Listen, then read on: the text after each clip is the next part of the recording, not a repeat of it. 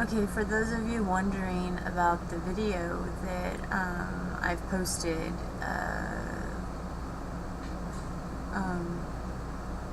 right around the same time as this one, I recorded that video, and you'll notice that the voice ends 3 minutes before the message ends. It's like something edited out everything in that message that wasn't necessary.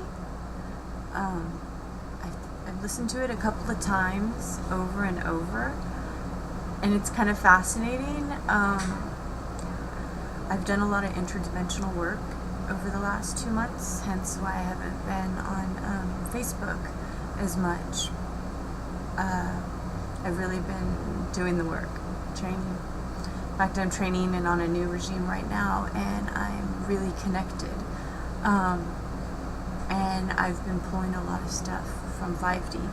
So I believe what could have happened, I mean, of course it could be computer editing problems, but I think it was edited.